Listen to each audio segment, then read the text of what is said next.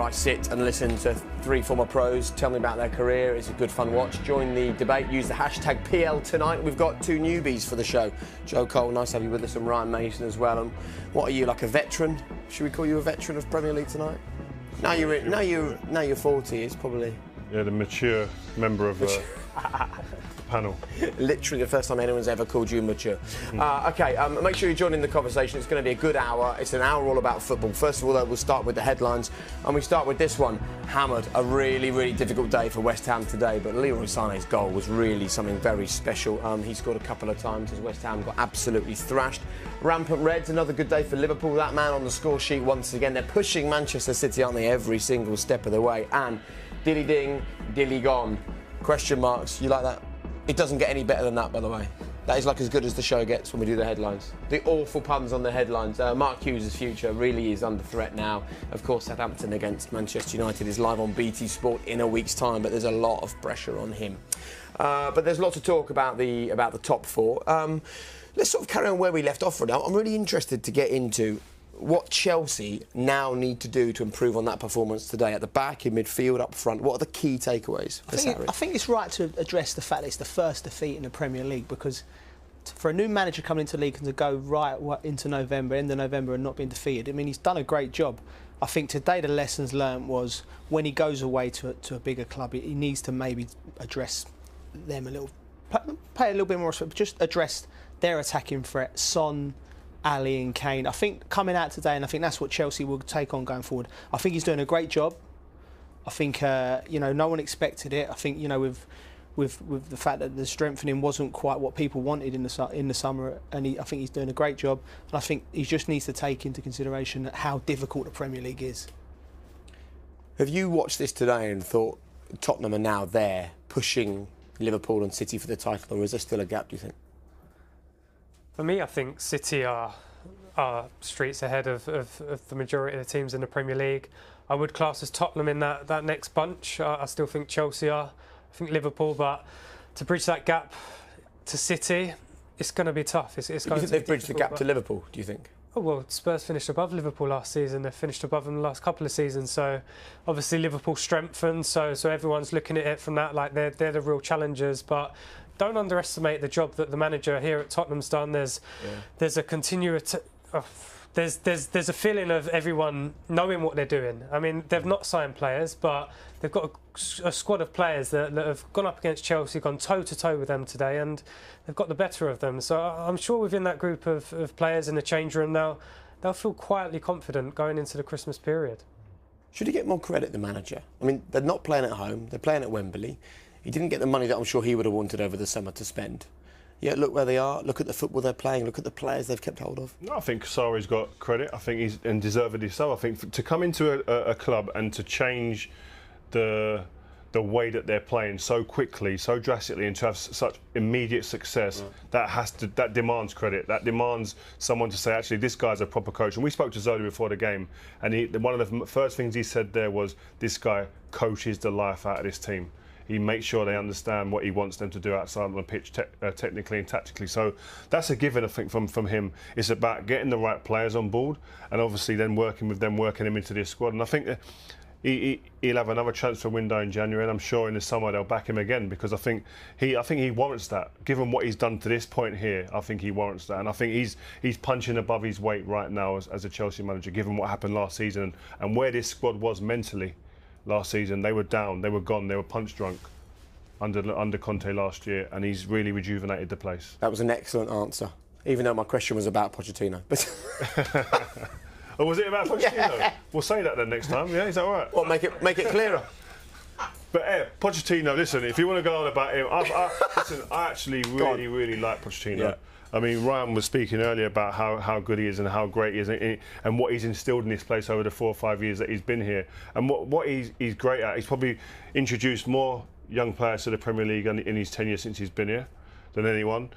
He gives players... You see the young centre-back here today. Do you know what I mean? Vertonghen's fit, international World Cup playing player. The #1 ranked team in the world. And how much he's getting out of Christian Eriksen. And he goes and plays a young 20-year-old here in a big game. That vote of confidence that is for a young player. Not many managers you see doing that. And I just think he's somebody that players really want to play for, and you can see that So I think he's doing a great job. And you're impressed with Christian Eriksen, aren't you? You think he's brilliant. I'll let someone else answer that question. The reason I ask it is because he's listening. Hello, Christian. Hello, hello. How are you? Well done today. Yeah, thank you very much. Thanks for waiting for us. Sorry about No worries. Rio just going on. Are you the best club in London? At the moment, yes. I love that answer. No I thought messing you'd about. love that answer. No messing about. Yes.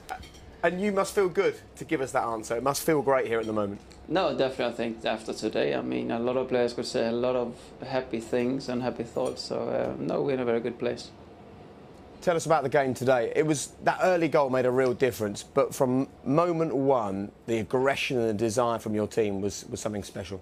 Yeah, no, I think on the pitch we felt it straight away. We wanted to go forward, and the question was really when we went forward, we were dangerous, so we felt confident. And yeah, like you said, after you score on a set piece, it's always a bit easier afterwards to get into the game. And I think we changed it up a bit because the last few games when we scored, we hold back a bit, but today we went forward to go for the second and create chances. And yeah, I think in general it was a very good performance.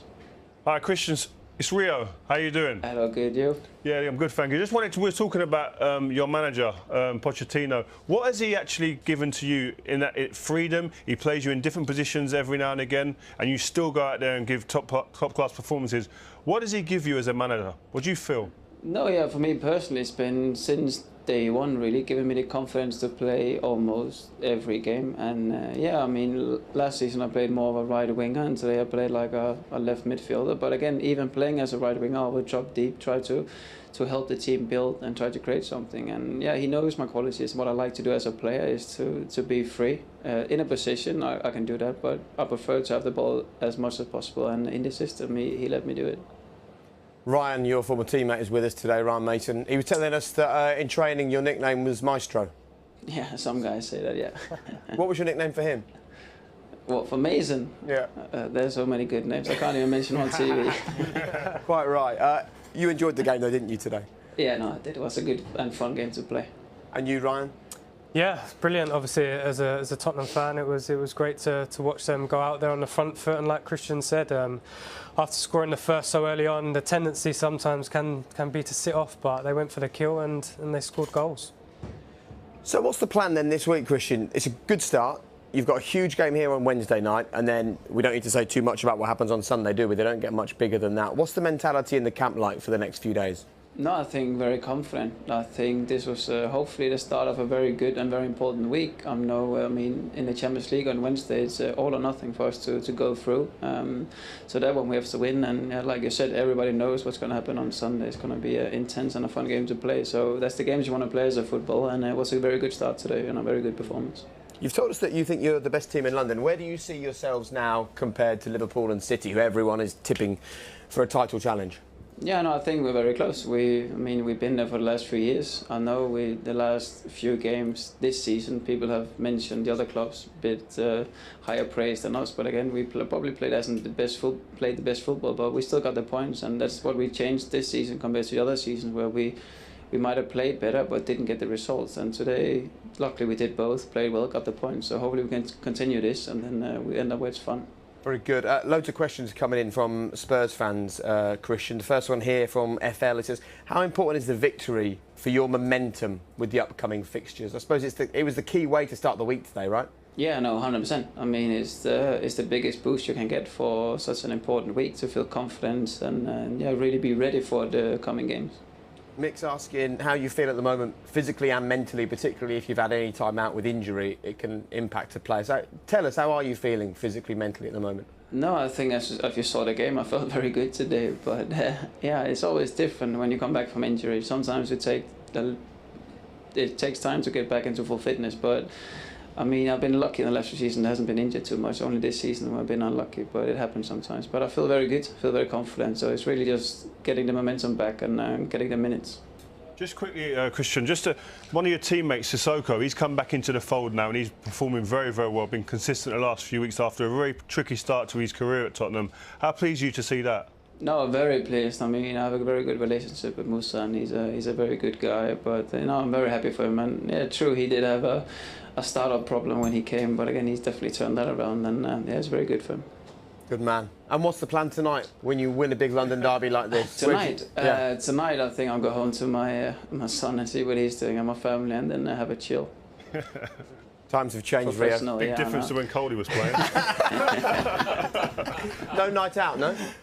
No, not tonight, no. Big game midweek, big game. Big game midweek. Exactly, yes. Say all the right things on the telly, absolutely. Listen, well done today. You were absolutely brilliant. So were the team. Congratulations. Thank you very much. Thank you. Top man. Cheers now. Bye-bye. Take care. Bye-bye. Good guy, isn't he? Yeah, he's a top man. He's a top man. He's a top professional. He's one of those that, if you've got young kids that want to learn and learn from the best, then he's the kind of guy that you send them up to watch, because in training every day he's 100%, and you can see that he performs on the weekend as well. So he's a top professional. I'm sure there are furious conversations going on behind the scenes to make sure he stays here. 18 months left on his contract. Right, after the break, plenty more chat, plenty more conversations. Stay where you are on Premier League Tonight. See you shortly.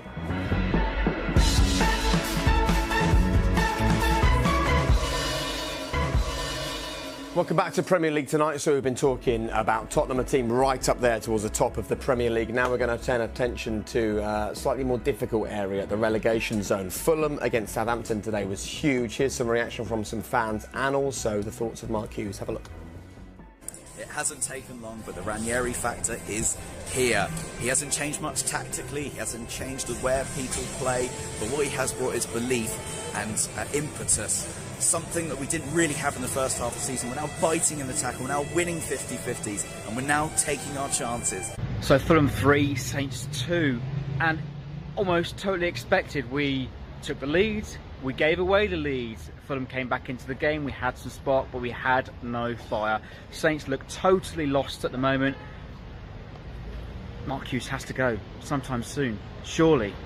You have to accept that. If results aren't what you want them to be, then people get frustrated and think, and at times it's still a little bit unfair, because sometimes people smell a little blood and go after it and chase and make the situation, or paint this situation in a different light than it actually is. So you have to accept that. That's the world we live in, that's the world that I operate in, so it doesn't faze me. I've seen it before, I've gone through these periods before, but it is what it is. Lots of reaction from people at home about Southampton's situation. Simon Law says Mark Hughes doesn't have much to work with, and the whole mess certainly isn't his fault. However, we look disorganised, we look clueless. Sadly, it's time to move him on and find a saviour who can at least motivate the players. I mean, they're in a mess, Southampton. Is replacing the manager the answer? Well, they've got 3 wins in 21 games, and that doesn't paint a good picture for Mark Hughes. But at the end of the day, listen, the club have got a decision to make, because they're coming to a period where they're going to have money to spend. If they decide to do that, and they're going to have to ask themselves the question, is he the man they're going to trust with the money to spend to improve this squad and to then get them out of this situation that they're in, because they're still in relegation. What do you think they'll decide? I mean, is he going to last the weekend? Big game next weekend against United? I don't know. It's difficult. I mean, as I said, we've seen it with teams where Hodgson came in at Palace, turned it around. Will they be thinking along them lines, get someone experienced in? But the issue they've got, they don't even have a director of football. They've got rid of Les Reed. Yep. So you don't want to appoint a manager, then bring in a new director of football who has his own ideas, has his own manager he wants to appoint. So they're in real limbo. I think, don't underestimate losing Les Reed, because they had a period, Southampton, coming up through the leagues, of real stability and consistency, and they were bringing in good quality young players that were able to play in the Premier League. They were able to sell at a profit, and it seems the last few years that stability's gone a little bit. They've changed the managers a few times, and Mark's probably, he's probably not got the squad that he wants, or he maybe not be able to get the players he wants to bring in. And Rio's right. It's now the club will probably think, right, is it the time? Do we back him or not? But what I would say is the club, from a period of stability, it looks like it's something's just not quite right behind the scenes. I feel sorry for him, because I think he's a good, solid Premier League manager. That's a really good point, actually. There was the long period where Southampton fans used to fear January, because that was when everyone came and nicked all their great players. Now they probably can't wait for January and make some changes. Yeah, it just goes to show how the tides changed, because Southampton were a team that you weren't thinking about relegation in the last 5 or so years in the Premier League. They got in Europe, they were a top 10 team, but now it's almost a case of survival for Southampton, and that's a tough place to be for them and their fans, because they've had some good times over the last few years. Obviously, like Joe said, coming up from the leagues, they've had some exciting players to watch, but looking at them now, they do look disjointed. it's a results-driven business at the end of the day, and Fulham weren't getting results. They addressed that. The ideal timing, because they've done it after the international break. They've had Southampton at home. Perfect game to potentially pick up a bit of momentum going into the next few weeks. OK, well, let's turn our attention now to Manchester United and Jose Mourinho. We're going to start by hearing from Jose and also Adam McCullough, who's a big United fan. A lot of people are going to talk about the players, this, that and the other. You've got to look at the manager. What is going on? This team is more than good enough, okay, maybe not to win the league, but we're not asking to win the league. We're asking to play better football. We're asking not to get outplayed by the likes of Wolves and Derby. We're asking to see United actually go for it against teams. Today, Crystal Palace had the ball, and we just sat back off them like they were Real Madrid. I don't quite get it. It was a game that we need to win, and my feeling is that was not enough. Was not enough from the heart. You must play with brain. We must play also with heart, and I think not enough heart. What do you think? It's the players again. Not enough heart from the players. Maybe that's right, what he saw today. I didn't get to see the game. But when you get comments that come out of the club in a press conference or an interview that he's done during the week where he's hammering 4 or 5 of the young players at the club, saying that their mentality, etc., isn't right, what do you expect? Do you expect to have the players on side, or do you expect players to sit there and go, hold on a minute, my manager's hammering me in the public again? I just don't think that's right for a football manager. You think he's directly impacting the players, Jose, with those sorts of public comments? Will you take it? I'm just going to ask you, if I hammer you and I'm your manager, yeah, and I say you're a rubbish presenter, which sometimes you are, right? You're inconsistent. I'm joking. What's going but sometimes on you're inconsistent, you're this, you're that, your attitude isn't right, etc. Yeah. Your attitude's going to be, there's going to be 1 or 2 things that you're down towards and think, you know what, I can't believe he's saying that about me. Come out, score a bone, get man of the match. Or you'll come out, but people are different. So some players are going to react negatively, some are going to react positively. So I don't think you're going to get productivity out of that kind of commenting. I don't think it's productive for the club. You can take us there. You can take us into what it's like to play under the shadow of Jose Mourinho, whether it helps or hinders. So it's difficult for me because I've seen the beautiful side of him. I've seen him galvanise teams. I've seen him take, players, myself included, and take it to that next level. And we looked at him like that. So he's having a real difficult spell. I mean, and I've been. It's Manchester United. It's the topic of everyone's conversation. I always get asked the question. I'm always like, he'll turn it round. He'll turn it round. Things will happen. Today's a game that they have to win. Crystal Palace at home, and I think the fans are starting to sense that. Do you recognise this Jose Mourinho though? Do you look at him and think, yeah, that's the manager that I remember making me feel $1 million? There's definite moments when he does it, and I think that what he said in the press in the week about them 4 young players would have been loaded. He would have thought about that. That wouldn't have been something he said just off the back of he woke up and he thought, I'm going to do it. He thought he would have expected a response from them in this game by saying that. And Rio said different players respond differently to different things, and maybe this group of players at Manchester United might need a different approach. My only thing is with him, like I'll back him all the way. I think he's a top manager, but results will have to start changing soon, because you see the frustrations there in. What he said, yeah, that might be true, yeah. He's behind closed doors. He sees these boys day in, day out. He might look at them 4 or 5 kids and go, you know what, this is exactly how I feel about you. He's got his right to say that, but I think behind closed doors, in the change room, embarrass him in front of the team. Maybe he's done that, though, and it's not had the desired effect, and he has to do something else. Yeah, but I don't think you get positivity doing that publicly, and the fans don't like that either. I think it's difficult, because if you're a United fan or a United player, and you're looking at the likes of City, Liverpool, Tottenham, Chelsea now, and this new Arsenal, the style and the philosophy and the direction they're going as football clubs, it must be hard being a Manchester United player, because I think of the likes of Rashford, Martial. There's so much more from them. I don't think the players at United are performing to the best of their abilities. I don't know whether it's the manager's fault not getting the best out of them, but it must be tough being a United fan, being used to seeing certain performances, having no fear, going after teams, being brave, whereas it's almost as if Manchester United respect the opponents a bit too much. They are playing below par, 100% below their requirements, but below each individual player. They're playing below what they're meant to be doing. They all have to take responsibility. There's no one who can sit there and say, oh, it's his fault or his fault. The manager takes responsibility because he's steering the ship, but the players individually and collectively have to take responsibility. We see the players standing off. We see Manchester United playing with no intensity. You can't lay all that at the door of Jose Mourinho and the way he talks about his players. I didn't say that, but even the guy on the thing who spoke there, the fan. Old Trafford, Crystal Palace come into town and you sit back off them. What is that? Who's signalling the players to do that? Who's put the tactics down to do that? That's what I'd like to know. I think by watching Man United, I've watched them a few times. I think he feels when he sets the team up, he has to really protect the middle of the pitch, the centre halves. I think he's come out and said it publicly. He feels that's why he has to play like that. But the culture of Man United isn't that. The culture is on the front foot. It's also not effective, though, is it? He's not winning games. Again, nothing's changing. We've been talking about Manchester United like this for 12 months, 18 months. It's not changing. Yeah, it's not, and that's the biggest concern. It's hard to defend him because in this game, whatever you do, whether you sit back, whether you press and all that, it will always come down to results. And Manchester United sitting at 7th in the table is not going to be acceptable because them fans are used to what they've got. But what I would say to him, I think he's still a top manager, and I think he can turn it round. But Rio would know better than me. It seems to me like there's other factors within the club.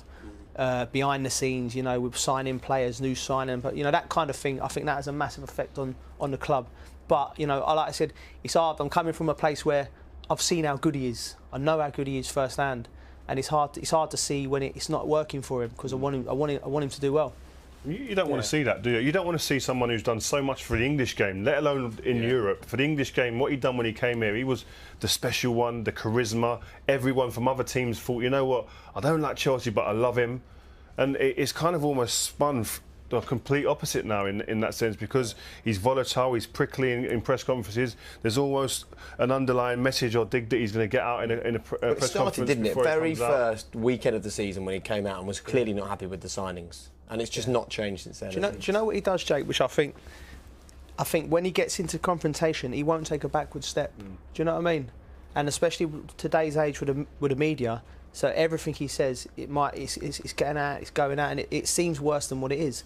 Sometimes a rollicking in a changing room or something in the press, back in the day when we was playing for him, it was just that's the gaffer, that's what he's like, and you just get on with it. But nowadays, I think a comment about a player, it's not just on the papers the next day. It's everywhere, and it seems worse than what it was. But so you think the world has changed around him? Yeah, and you have to evolve. Yeah, I think it's difficult because all the success that Jose Mourinho has had as a manager, it's come off the back of having a solid back four, 2 proper centre-halves who love defending. He doesn't have that at Manchester United at this moment in time. And with that, Manchester United have had a clear philosophy for the last 20 years of being on the front foot and attacking. I don't feel like the two kind of match. It's not an ideal fit for either of them. Which takes us back to the fact that he's had £300 million net spend to put that team together, and it doesn't look right. Paul says the problems at United stem from the appalling performance in the transfer market since Sir Alex's final season. And by the way, how are the Glazers getting away without criticism? That's probably a topic for an entire Premier League tonight at some point. Scott says you would think that Mourinho would realise by now if he slates his players all week, they're not going to run through walls for him. Zek says all the players signed by Jose are benched or play worse than they did at previous clubs. Some aren't even at the club anymore. But do you think more money and more signings makes a difference? Ryan says imagine Pochettino with the money Mourinho has had. And Sibs, MUFC, says no manager is getting Manchester United back to the very top unless given the resources to do so. We're a mess of 4 managers, players with no identity. The club needs to put football men in charge of football matters and get it cleaned up. So there you go. Right, after the break, we're going to be talking about retirement, which is a hot topic, certainly in this man's world in the last couple of weeks. Stay where you are. See you in a sec.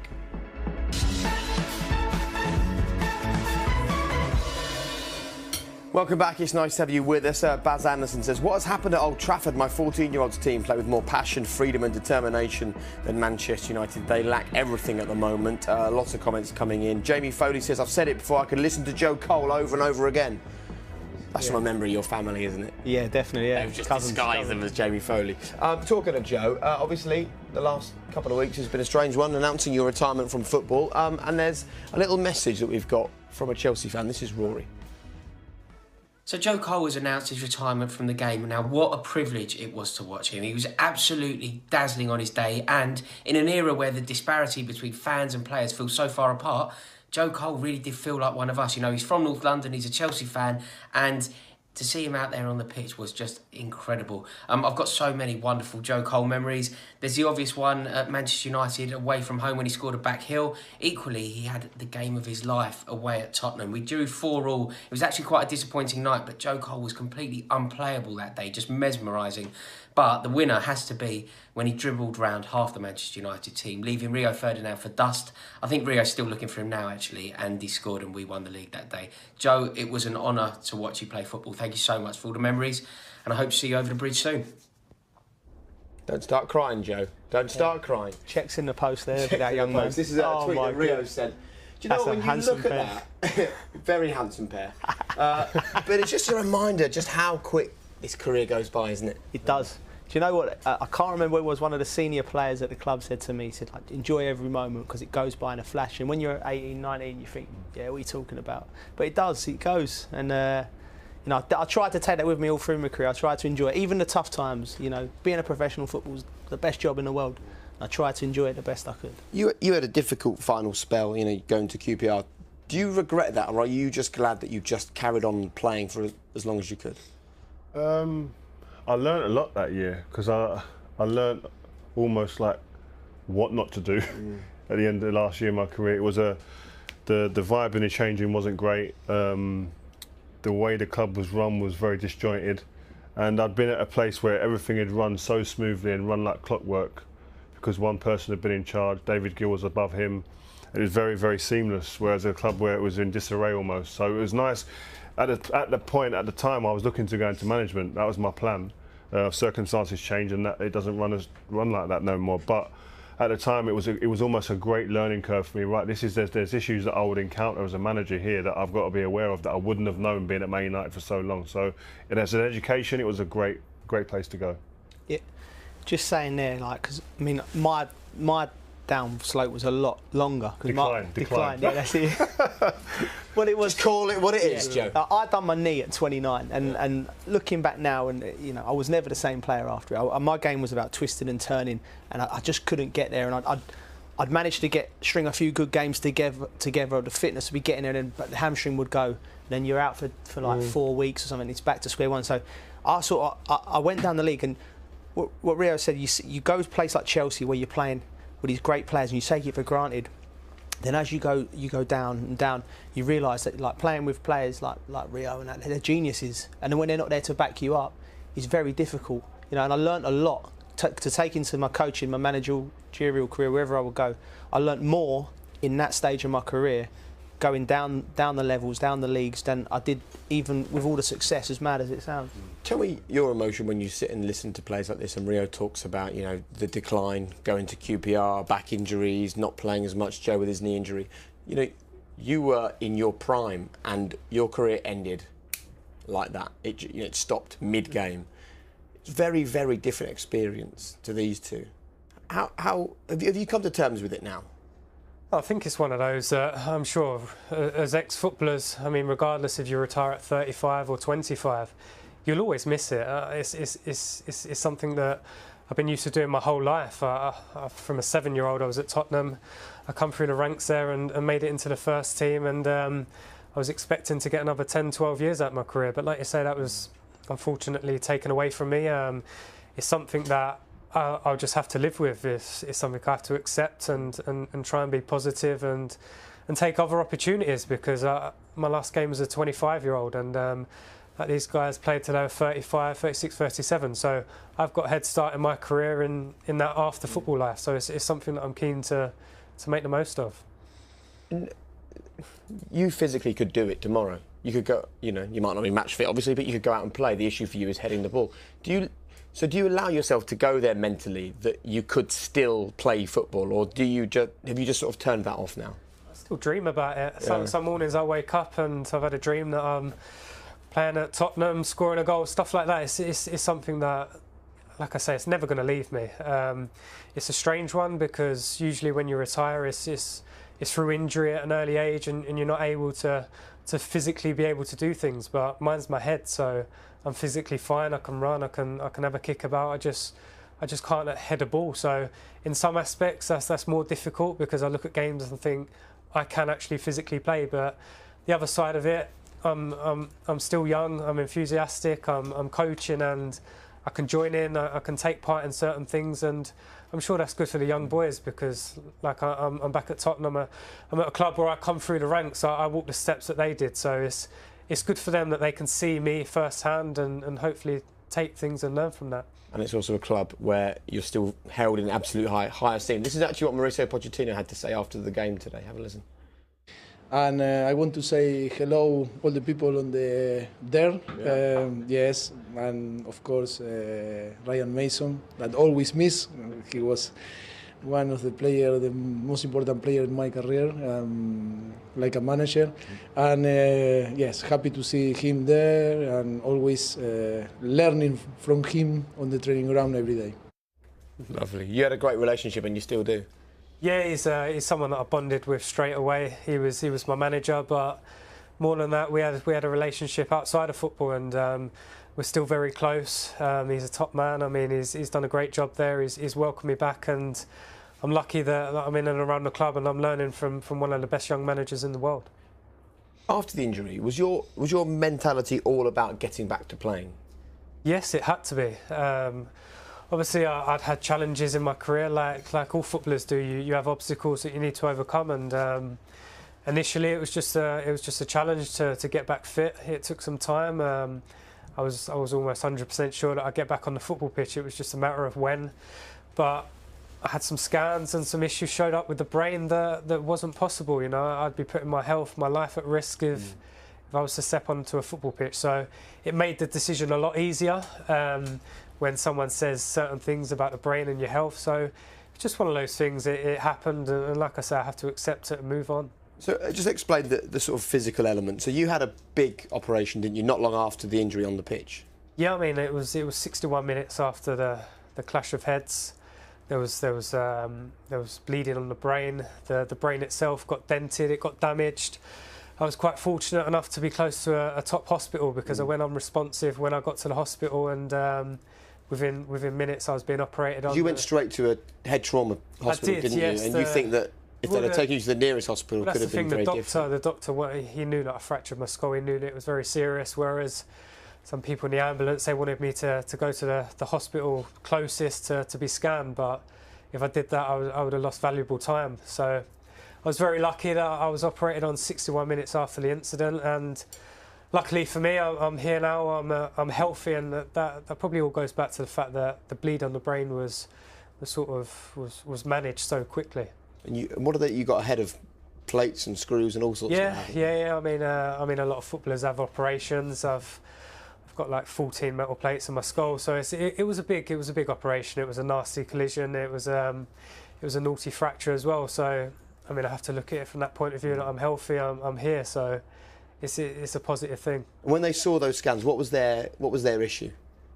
There was plenty of issues, to be honest. Right. Like I say, the damage on the brain initially, because it was such an impact that the brain itself got dented. So there was always the worry of my memory loss and whether or not I'd be able to walk and function properly. And luckily for me, over time, I got my strength back, and after about 3 or 4 months of being completely bedbound, I was able to walk again and then run, and it was just a case of regaining my strength and getting back to living a normal life, to be honest. And it was the dent that made them think this guy shouldn't be heading footballs for a living. That was the issue, wasn't it? Yeah. Well, initially all the scans were on the skull, because there was holes and gaps in the skull that needed to fuse together. But the last scan I had in February, the problems with the brain come alight, and I mean, it was a straightforward decision after that. It was pretty clear that I couldn't play on. When we sit here and we talk about the disappointment of losing your football career, you know, you listen to Ryan's story, it could have been an awful lot worse than just losing his career. Yeah, and you have to praise and thank that the medics were there and they made the right decisions, as Ryan said. And I think it's a sense of like, well, I was lucky to get where I got in my career. In some senses, it's a physical sport in some aspects, and there are injuries, and as players we go into it and we all understand this, there's going to be moments in your career when you're injured. You don't quite believe that you're going to have to finish the game at a young age that Ryan has, unfortunately, but you understand that at points in your career there are going to be times when you're going to have time out, you have to be injured, you could break bones, and it was freakish really. So it's again, to see him here speaking so eloquently and coaching now the youngsters and passing on what he's achieved and what he's done in football is great to see. Sean wants to know, did Ryan Mason just describe his injury as a naughty fracture? Yeah, he did. Did you say naughty? Did I, yeah? Okay, well, yeah. There you go, I yeah. It sounds pretty naughty to me. I think you did. Johnny says, a great discussion about retiring on BT Sport. I saw Joe Cole at 16. He was literally the best footballer I'd seen since Bestie. That's a shout, isn't it? And he still is. Literally. I could not believe what he could do with the ball. He blew my mind. Can I just say something? I used to stop training, I heard that he was coming in, because you just know it goes around, it comes on the streets, innit? There's a player, young boy, Joe Cole's at West Ham, and I was playing first team, and I heard, hey, Joe Cole's coming, he's like 14 or whatever, he's going to train with the youth team, like 2-3 years too young, and me and a couple of boys would just sit, just wait on the side, pretending we're having a stretch off just to see him train. How good was he? Oh, it was ridiculous. He used to do mental stuff with the ball. He used to think, oh my, this guy's like taking liberties with people. And I love skills and that he knows. I love all this. I'll be screaming on the sidelines, oh my God! But he was an entertainer. That's what he was about. I think I only got in the first team because him and Wrighty, because like the reserves played on this pitch, or the youth team. First team were there, like someone went off with a knock or whatever, and like Harry might say, oh, I need a left back to Tony, the youth team. And Wrighty and Rio would be like, get the kid over. So like, and Harry would be like, oh, they wanted him to come over. So, and I'd come over and he'd just say, go and twist someone up or something like that. Ridiculous. And so like, I was the lad who was constantly given that chance because of him and Wrighty wanted to see me. And as soon as I'd done something to someone, he was laughing, Wrighty was laughing, then someone would clamp me. Yeah. And then it all started getting... but I got to train with them from a lot of guys at your age would have thought, oh, I can't do that to him. He's a first-team pro at West Ham. Did you have any of that thought process, or did you see that as that's your chance? Just ignorance is bliss, I suppose. I just went over there and just played. Just, you know, really at heart, I'm a street footballer at heart, you know. And at that time, because I come into the game late in terms of playing, I didn't even play for a team until I was 11. So imagine that nowadays kids have had like 5-6 years in academies by that time. So another 5 years on top of that, and I'm playing with Rio and Frank and. But that made you who you were, maybe that time, away from the sort of rigid structure of football. Yeah, I mean that's definitely the way that, you know, because I was a little bit different to the players of my era, because I didn't get coached early on, and I come in and I just added like a freedom to I just wanted to go and just do skills and play and that, and it got me in the first team, and it was just like, you know, the start, and then you add other things to your game, and then you go on and you want to win things, you want to be disciplined, and I was learning on the job from a very young age. He talks about the way he comes in his ignorance is bliss, and you have to contrast that. Another young kid who was doing okay, he was doing well, Terrell Forbes, we talked about him before. Young kid, he's coaching now, coaches kids, he's fantastic. You played with him as well, great lad. But he came and trained with the first team, and we laugh about it. I chat to him when I see him, I laugh about it. But he came in, he showed no respect to the first teamers. I'm going to do me, I'm going to do what I do. Terrell Forbes comes in, and he's calling like John Moncur, Moncur, can I pass you the ball? Foe, Mark Vivian Foe. Foe, do you want the ball? Like being too respectful, over-respectful, almost fearful when he's playing with the players. And you see the difference in performance levels because they're uptight, really cautious, doesn't want to put anyone's nose out of place. Where this guy come in and just said, listen, I'm going to empty people, end people's careers in training sessions. Ridiculous. Yeah, and I think that's the difference. You've seen so many players, then we talk about potential and everything, like you see so many players with massive potential and they don't quite have the career that you think they're going to have. But it comes down to mindset. And other players who come from, Glenn Johnson's he come from nowhere into West Ham's first team, and he just went in and he just looked like he just had that mindset where I'm the best right back here. And then 7 games later he gets his move to Chelsea, and he has a great career. You know, it is the mindset, and it's hard to quantify that. You know, who's got it and who ain't. Really interesting, really interesting, and we'll talk more after the break. Lots of people chatting on social media. Andrew says, very classy from Pochettino, talking about Ryan Mason, what a top guy. Davo says, Mason's story puts everything into perspective. The original SP, after going through such a traumatic experience, so happy to see Ryan Mason looking so well. Joe Cole was the most skillful English player of his time, said Benny. Another person said Joe was the best English player since Gaza and Ronnie. Ryan Mason speaking very well about his injury and early retirement. Must be heartbreaking, but glad to see him looking so healthy. Thanks for that so far. We've got one more part to go. After the break, it's going to get really interesting. See you in a sec.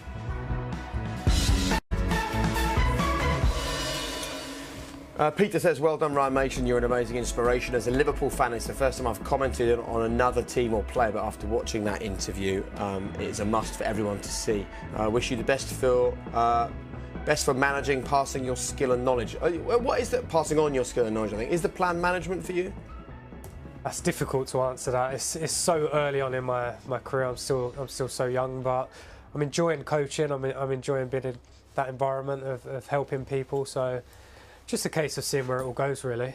OK, and Paul says, great insights from Joe Cole tonight. An incredible reality from Ryan Mason. We often forget footballers are human beings and not superheroes. What is your plan management? Or same as Ryan, really. I think it's a case for me now of learning, developing. You know, this is great as well because you get to speak to other players and you watch games, you analyse games, and presenters as well yourself. Yeah, picking out the knowledge. Just giving you that little little droplets here and there.